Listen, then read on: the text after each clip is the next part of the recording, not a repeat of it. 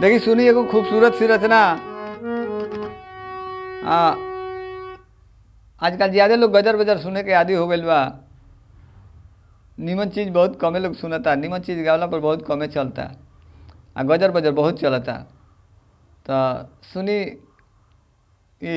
चटनी चाटे खातिर हवे चटकार लगेला, खाली चटनी पर चटनी बेकार लगेला। चटनी खाली तनी चटकार लागी, फायदा ना होई। तो ऐसे निमनो चीज़ सुने की कोशिश करे के चाही। तो सुनी एगो हमारी खूबसूरत रचना।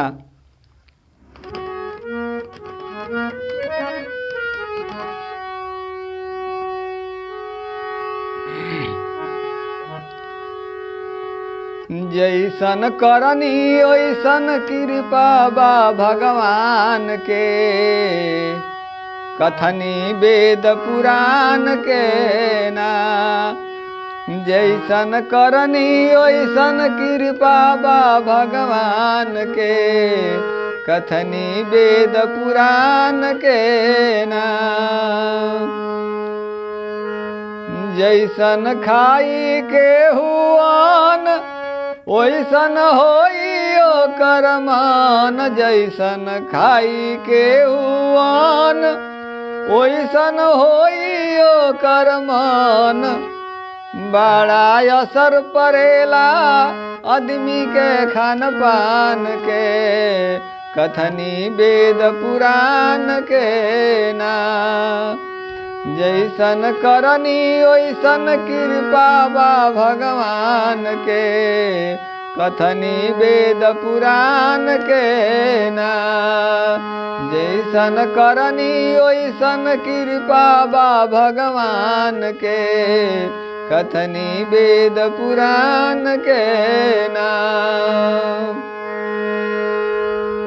जैसन खाई के हुआन ओइसन होई ओकर मान। जैसन खाई के हुआन ओइसन होई ओकर मान।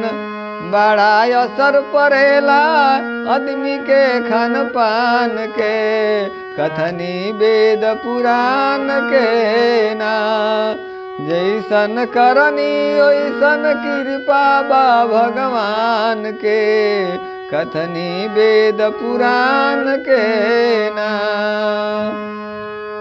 जैसन करी केहू संग ओइसन होई ओकर मान। जैसन करी केहू संग ओइसन होई ओकर मान।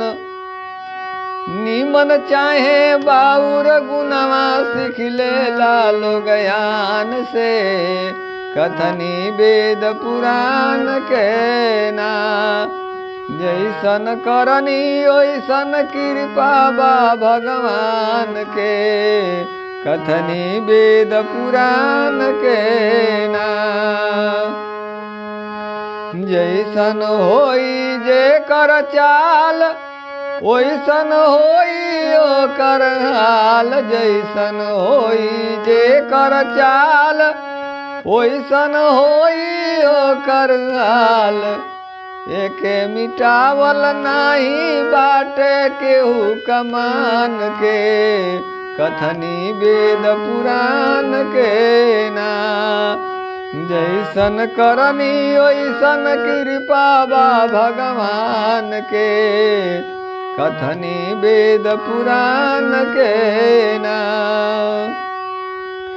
जैसन होई जे करमति ओइसन होई ओकर गति। जैसन होई जे करमति ओइसन होई ओकर गति।